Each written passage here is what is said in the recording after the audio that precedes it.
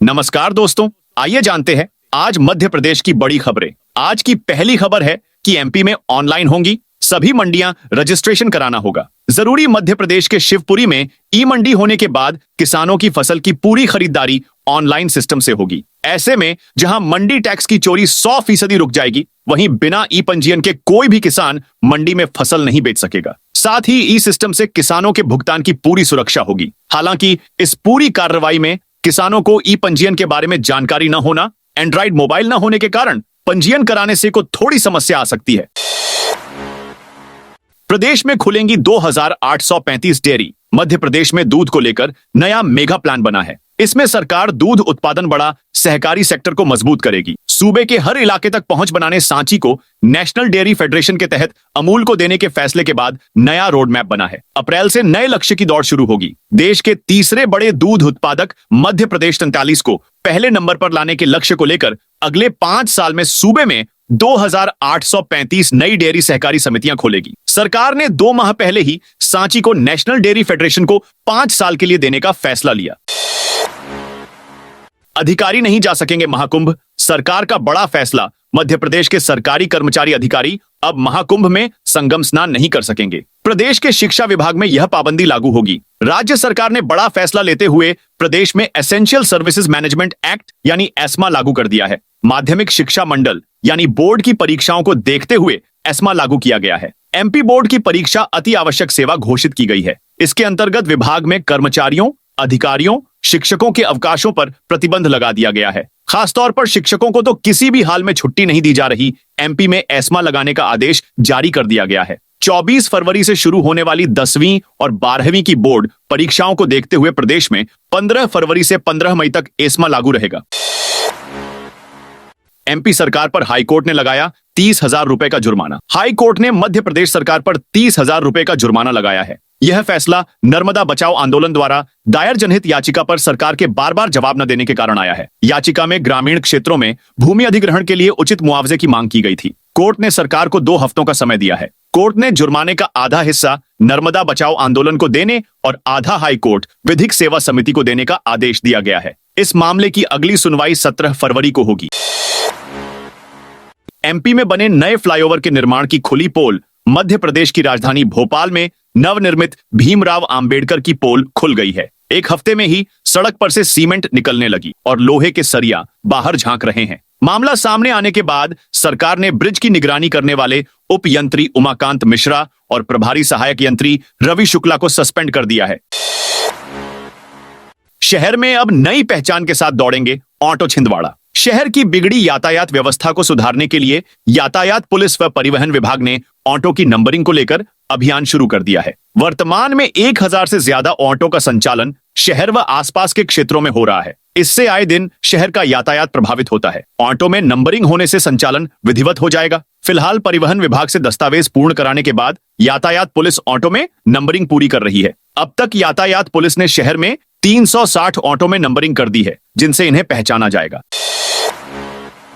बिजली उपभोक्ताओं को मिलेगा सरकारी योजना का लाभ। मध्य प्रदेश के ग्वालियर शहर में 42,187 उपभोक्ताओं ने ही अब तक केवाईसी कराई है, जबकि शहर में 3 लाख से अधिक बिजली उपभोक्ता है। ग्वालियर शहर में केवाईसी कराने का लक्ष्य 31 दिसंबर तक तय किया गया था, लेकिन अब तक 1/4 का आंकड़ा भी पार नहीं हो पाया है। यदि यही हालात रहे तो इसमें 6 महीने से अधिक का समय लग सकता है।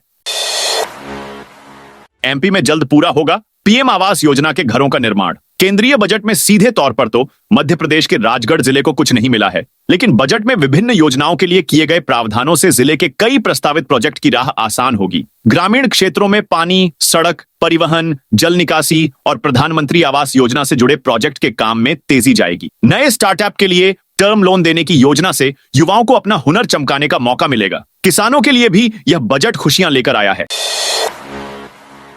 स्कूल संचालक अब बीजेपी कार्यालय पर देंगे धरना। मध्य प्रदेश में प्राइवेट स्कूलों के मान्यता नियमों में बदलाव को लेकर अब स्कूल संचालक अब 4 फरवरी को भाजपा कार्यालय के सामने धरना देंगे। इससे पहले स्कूल संचालकों ने 10 जनवरी को हड़ताल की थी। वहीं महीने भर पहले स्कूल संचालक राज्य शिक्षा केंद्र कार्यालय परिसर में जमकर नारेबाजी कर चुके हैं। स्कूल संचालक इस संबंध में मुख्यमंत्री को ज्ञापन दे चुके हैं। स्कूल संचालकों का कहना है कि इससे पहले हम सीएम से लेकर शिक्षा मंत्री व अपने अपने जिलों के विधायकों के सामने इस संबंध में गुहार लगा चुके हैं। हर मोहल्ले में खुलेगा बजरंग दल का अखाड़ा। अशोकनगर में विश्व हिंदू परिषद की जिला कार्यालय में आयोजित बैठक में महत्वपूर्ण निर्णय लिए गए। बैठक में धर्म रक्षा निधि समर्पण कार्यक्रम की समीक्षा के साथ साथ आगामी कार्यक्रमों पर विस्तृत चर्चा की गई। प्रांत धर्म प्रसार प्रमुख दीपक मिश्रा ने बसंत पंचमी के अवसर पर युवाओं से धर्म और राष्ट्र रक्षा का संकल्प लेने का आह्वान किया। उन्होंने कहा कि विदेशी खान पान जैसे पिज्जा बर्गर से युवाओं का स्वास्थ्य कमजोर हो रहा है। इसी को ध्यान में रखते हुए बजरंग दल प्रत्येक जिले के मोहल्लों में अखाड़े स्थापित करेगा, जहां युवाओं को शारीरिक और आध्यात्मिक रूप से सशक्त बनाया जाएगा। कमलनाथ ने सरकार पर साधा निशाना। केंद्र सरकार ने द्वारा संसद में बजट पेश कर दिया गया है, जिसको लेकर मध्य प्रदेश के पूर्व सीएम कमलनाथ की प्रतिक्रिया सामने आई है। उन्होंने सोशल मीडिया प्लेटफॉर्म एक्स पर लिखा कि केंद्र सरकार का आज पेश किया गया बजट निराशाजनक है। मध्य प्रदेश के लिए बजट में कोई विशेष प्रावधान नहीं किए गए हैं। लाडली बहनों को 3000 महीने देने जैसे वादों को पूरा करने के लिए केंद्र सरकार ने राज्य को कोई मदद नहीं दी है। मध्य प्रदेश में जापान की 20 कंपनियां करेंगी निवेश। मध्य प्रदेश में जापान की 20 नामी औद्योगिक, सरकारी और निजी कंपनियां निवेश को इच्छुक हैं। इनमें टोक्यो और ओसाका में 10-10 कंपनियां कारोबार कर रही हैं। इनमें से कुछ भारत के साथ साझेदार हैं। सीमाडो मोहन यादव, सीएम मोहन यादव ने यह जानकारी जापान यात्रा से लौटने के बाद दी। शनिवार शाम दिल्ली स्थित मप्र भवन में प्रेस कॉन्फ्रेंस में सीएम ने बताया कि उन्होंने इन कंपनियों के मालिकों और प्रतिनिधियों समेत 500 से प्रमुख निवेशकों को ग्लोबल इन्वेस्टर समिट 2025 में शामिल होने के लिए आमंत्रित किया है। एमपी की लाडली बहनों को बड़ी सौगात। केंद्रीय बजट में एमपी की लाडली बहनों की बल्ले बल्ले हो गई है। बजट में पीएम आवास योजना के लिए बड़ा फंड अलॉट किया गया है, जिससे प्रदेश की लाखों लाडली बहनों का खुद का पक्का मकान बनाने का सपना साकार हो सकेगा। योजना में करीब 55,000 करोड़ का प्रावधान किया गया है, जिससे मध्य प्रदेश की महिलाएं भी लाभान्वित होंगी। प्रदेश सरकार ने लाडली बहना योजना के बाद महिलाओं के लिए लाडली बहना आवास योजना भी शुरू की थी, जिसे पीएम आवास योजना में मर्ज किया जा चुका है। केंद्रीय बजट में पीएम आवास योजना के लिए अब तक का सबसे बड़ा फंड मिला है। 200 में से एमपी को कितनी वंदे भारत मिलेगी? वित्त मंत्री निर्मला सीतारमण ने शनिवार को केंद्रीय बजट 2025 प्रस्तुत किया। बाद में रेल मंत्री अश्विनी वैष्णव ने रेल बजट के बारे में मीडिया को बताया। उन्होंने कहा कि भारतीय रेलवे अब माल ढोने में चीन के बाद दुनिया में दूसरा सबसे बड़ा रेलवे बन जाएगा। उन्होंने यह भी बताया कि रेलवे 200 वंदे भारत ट्रेनों और 100 अमृत भारत ट्रेनों का निर्माण करेगा। केंद्रीय मंत्री अश्विनी वैष्णव के इस ऐलान से एमपी को अनेक नई प्रीमियम ट्रेनों की सौगात मिलने की राह खुल गई है। मध्य प्रदेश को मिलेंगे 11,643 करोड़। ज्यादा केंद्रीय करों के संग्रहण में बढ़ोतरी से चालू एवं अगले वित्तीय वर्ष में राज्यों की बल्ले बल्ले होगी। केंद्र के पास चालू वित्त वर्ष 2024 से 25 में अनुमान से ज्यादा टैक्स एकत्र होने से राज्यों को इस साल 5,43,339 करोड़ अतिरिक्त मिलेंगे। वहीं अगले साल 1.5 लाख करोड़ का अधिक हस्तांतरण हो सकता है। चालू वित्तीय वर्ष के मुकाबले अगले साल केंद्र से मध्य प्रदेश को 1,61,343, राजस्थान को 8,348 और छत्तीसगढ़ को 5,043 करोड़ रुपए ज्यादा मिलेंगे। एमपी के 35 गांव में हीरा सर्वे में बड़ा खुलासा। हीरे के लिए खास पन्ना के बाद अब ग्वालियर की धरती हीरा उगल सकती है। इसके लिए 35 गांव चिन्हित किए हैं। ग्वालियर और शिवपुरी जिले के इन गांवों में पहाड़ और मिट्टी पन्ना जिले जैसी है। इस कारण हीरा होने की संभावना ज्यादा है। जिले के 421 वर्ग किलोमीटर क्षेत्र में डायमंड ब्लॉक देने की तैयारी है। इसे नरवर डायमंड ब्लॉक का नाम दिया गया है। Geological survey of India GSI ने राजस्व, वन और आरक्षित वन भूमि की जानकारी मांगी है। एमपी के 15 लाख पेंशनर्स और कर्मचारियों की बल्ले बल्ले। केंद्रीय बजट से मध्य प्रदेश के 9.28 लाख उद्यमी, 66 लाख किसान और 15 लाख कर्मचारी पेंशनरों को सीधा लाभ होगा। इन उद्यमियों को 10 करोड़ तक और किसानों को 5 लाख रुपए तक कर्ज मिल सकेगा। 15 लाख कर्मचारी पेंशनरों को टैक्स में छूट मिलेगी। बजट में उद्यमी महिलाओं के उद्योगों को गति देने, जल जीवन मिशन के तहत वंचित लोगों के घरों तक पानी पहुंचने और युवाओं को स्टार्टअप से जोड़ने के भी प्रावधान किए हैं। बड़ा जोर खेती किसानी पर है। कपास मिशन से मालवा निमाड़ में सफेद सोने की खेती को गति मिलेगी। दलहन पर जोर और बढ़ाया है। प्रयागराज जाने वाली ट्रेनें रद्द की। महाकुंभ में संगम में स्नान करने के लिए हर कोई प्रयागराज जाने के लिए बेताब है, पर एमपी के लोगों के लिए बड़ी अड़चन आ गई है। कुंभ में भगदड़ के बाद प्रदेश के भिंड से प्रयागराज की ट्रेनें कैंसिल कर दी गई हैं। भिंड के साथ ही ग्वालियर और मुरैना से चलने वाली स्पेशल ट्रेनों को भी रद्द किया गया है। स्पेशल ट्रेनों के साथ निजी वाहनों की बुकिंग भी रद्द हो रही है और बस संचालन में भी खासा अड़ंगा आ रहा है। ऐसे में कुंभ में स्नान करने के लिए आतुर श्रद्धालु परेशान हो रहे हैं। एमपी के 20 लाख स्कूलों में होगी इंटरनेट की सुविधा। केंद्र सरकार के द्वारा संसद में बजट पेश किया गया है। केंद्रीय कर की हिस्सेदारी में मध्य प्रदेश को 15,808 करोड़ रुपए ज्यादा मिलेंगे। केंद्रीय वित्त मंत्री निर्मला सीतारमण ने जल जीवन मिशन को तक साल 2028 तक जारी रखने की घोषणा की है। वहीं भारत नेट परियोजना के अंतर्गत सरकारी माध्यमिक स्कूलों और प्राथमिक स्वास्थ्य केंद्रों को ब्रॉडबैंड इंटरनेट की कनेक्टिविटी देने का ऐलान किया है। आइए जानते हैं मध्य प्रदेश के कितने लोगों को इससे फायदा होगा। 2 राज्यों से सीधा जुड़ जाएंगे। एमपी के ये जिले महाराष्ट्र और गुजरात को जोड़ने के लिए NH 347 प्रस्तावित किया गया है, जिसके निर्माण की शुरुआत मध्य प्रदेश के खंडवा जिले से हो चुकी है। NHAI के द्वारा गजट नोटिफिकेशन जारी कर दिया गया है, जिसके चलते अब जमीन अधिग्रहण की प्रक्रिया शुरू कर दी जाएगी। इस प्रोजेक्ट के अंतर्गत खंडवा से खरगोन के लिए 4 लेन प्रस्तावित है। इसके बाद वहां से गुजरात सीधा जुड़ जाएगा। एमपी में जबरदस्त जल संकट। मध्य प्रदेश में अभी जब ठंड का मौसम चल रहा है, तब भी जल संकट की आहट सुनाई देने लगी है। प्रदेश के कई जिलों में लोगों को पीने के पानी के लिए जबरदस्त जद्दोजहद करनी पड़ रही है। प्रदेश के दमोह, गुना जैसे जिलों में स्थिति गंभीर होती जा रही है। दमोह जिले के पथरिया और हटा तहसीलों के 250 गांवों में सीतानगर डैम से पेयजल आपूर्ति की बात कही गई थी, लेकिन यह संभव नहीं हो सका है। अभी कई गांवों में पाइपलाइन ही नहीं बिछाई जा सकी है। इधर गुना जिले में 1 महीने में भूजल स्तर 20 फीट जा गिरा, जिससे 119 हैंडपंप और नलकूप सूख गए। लोग पानी के लिए तरस रहे हैं।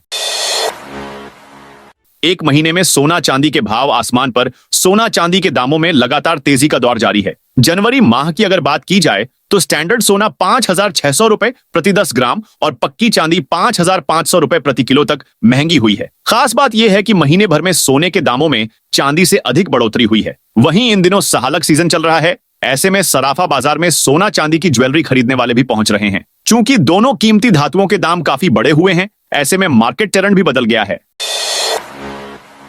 खरगोन में 2025 के लिए घोषित हुए स्थानीय अवकाश। खरगोन कलेक्टर भव्या मित्तल ने वर्ष 2025 के लिए जिले में 6 स्थानीय अवकाशों की घोषणा की है। इनमें सबसे पहला अवकाश 4 फरवरी को नर्मदा जयंती महोत्सव पर कसरावद और बड़वाह क्षेत्र में रहेगा। पूरे जिले में 19 मार्च को रंगपंचमी और 3 अक्टूबर को बासी दशहरे का दूसरा दिन पर सार्वजनिक अवकाश रहेगा।